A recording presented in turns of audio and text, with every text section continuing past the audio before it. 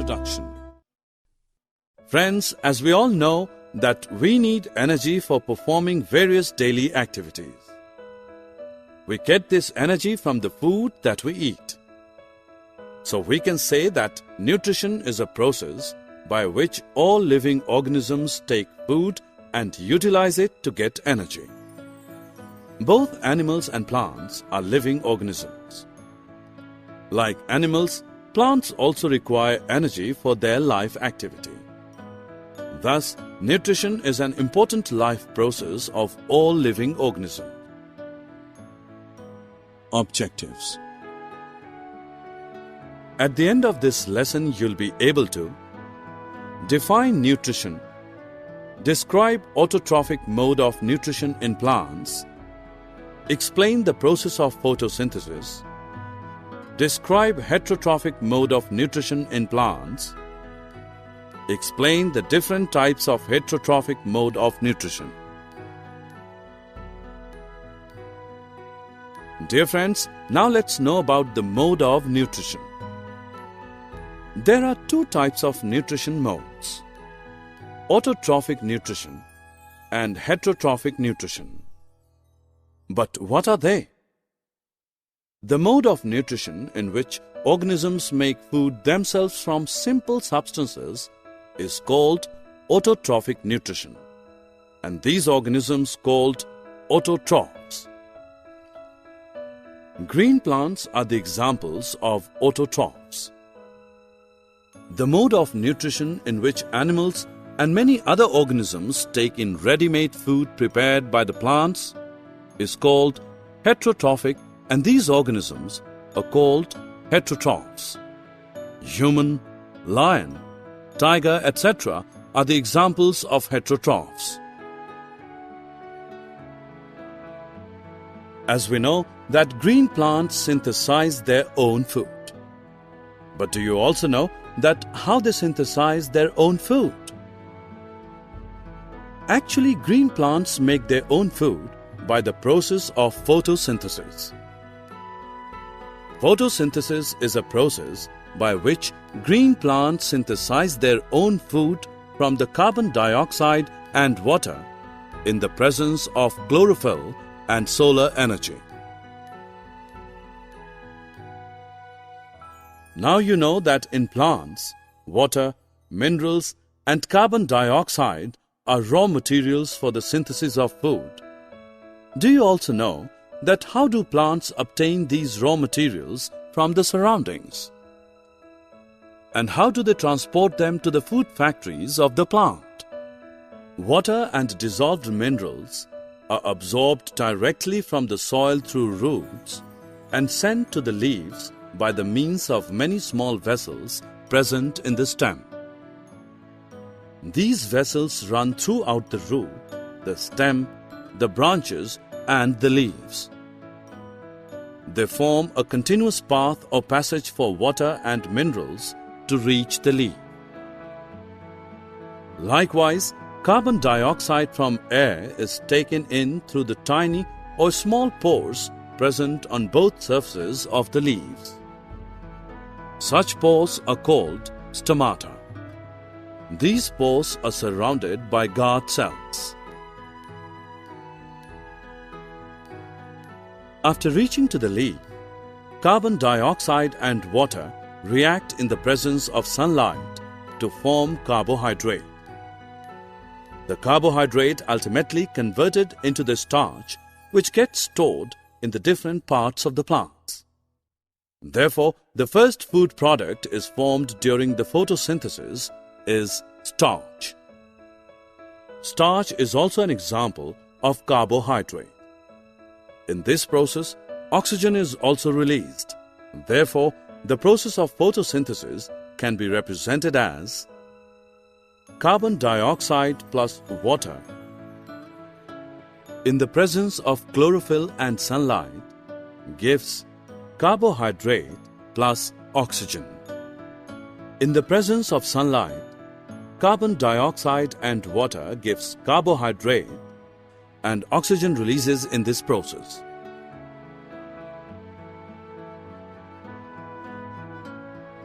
Till now we have learnt about the photosynthesis process, but now the question is, what is its significance? Photosynthesis is an important and vital process for life on this planet. This process helps in the conversion of solar energy into organic matter. Hence, photosynthesis links the physical and biological world.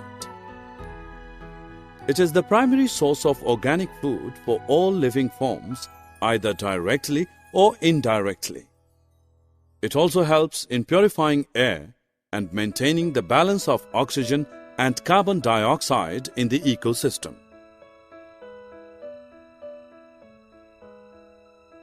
Friends, now let us know about those plants which do not have chlorophyll and cannot synthesize their food on their own.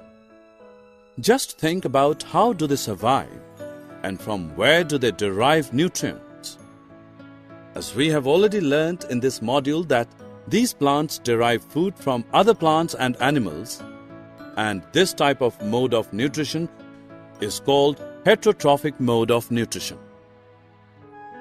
The plants in which this kind of mode of nutrition is found are known as heterotrophs. There are 4 types of heterotrophic plants: parasitic plants, saprophytic plants, symbiotic plants, insectivorous plants. Now let's learn them one by one in detail. Let's start with parasitic plants.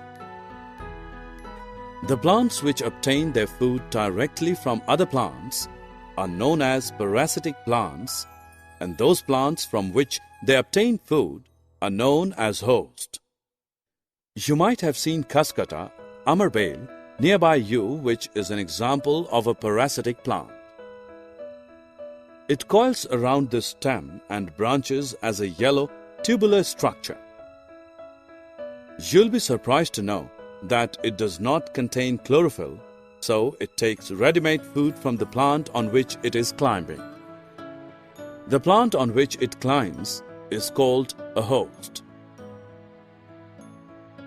When you go to a vegetable shop, you might have seen packets of mushrooms sold in it. Besides that, sometimes you may have also seen fluffy umbrella-like patches growing on rooting wood during rainy season. But do you know what these organisms are and how they get their nutrition? Friends, these organisms are commonly called fungi, and they get their nutrition from dead and decaying matter. To get their nutrients from dead and decaying matter, they secrete digestive juice and convert it into a solution. This mode of nutrition, in which organisms take in nutrients in solution from dead and decaying matter, is called saprotrophic nutrition, and organisms which use this kind of mode of nutrition are called saprotrophs. Thus, we can say that fungi are saprotrophs.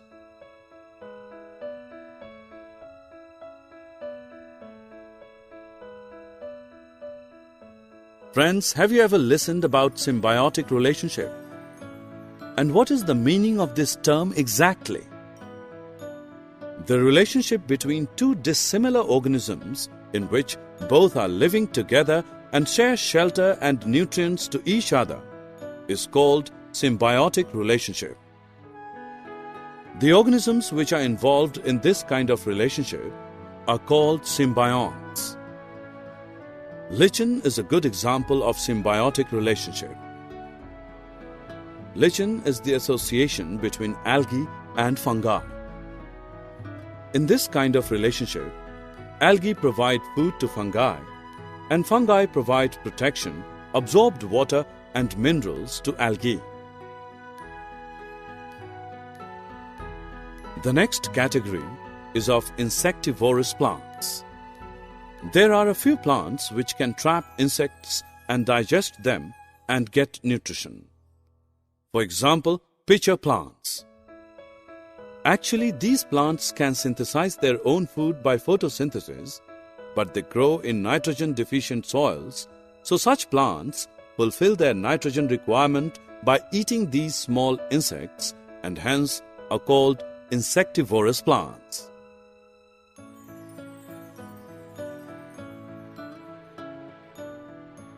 Friends, like us, plants also require a lot of nitrogen to make proteins. So they absorb nitrogen continuously from the soil, due to which the amount of nitrogen becomes deficient. As you all know, that there is 78% of nitrogen present in our atmosphere, but plants cannot use it in the manner directly as they can use carbon dioxide. They require nitrogen in soluble form. The bacterium called Rhizobium can take atmospheric nitrogen and convert it into a soluble form. These bacteria live in the roots of gram, peas, mung beans, and other legumes and provide them with nitrogen. In return, the plants provide food and shelter to the bacteria. Thus, we can say that Rhizobium shows a symbiotic relationship. Summary. Let us summarize what we have learned. The process by which all living organisms take food and utilize it to get energy is called nutrition.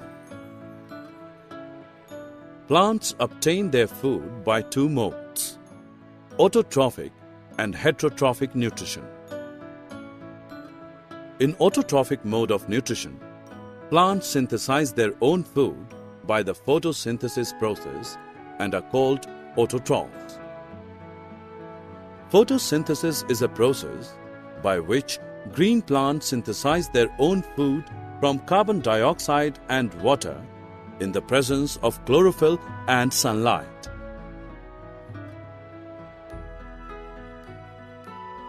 In heterotrophic mode of nutrition, plants do not synthesize their own food, but directly depend on other plants and are called heterotrophs. Parasitic plants obtain their own food directly from other plants, which are known as host. The mode of nutrition in which organisms take in nutrients from dead and decaying matter is called saprophytic nutrition. Lichen is a specific group of plants in which both algae and fungi live together. This is called symbiotic relationship. Insectivorous plants can synthesize their own food, but they fulfill their nitrogen requirement by trapping or eating the small insects. For example, Nepenthes, pitcher plant, Drosera, etc.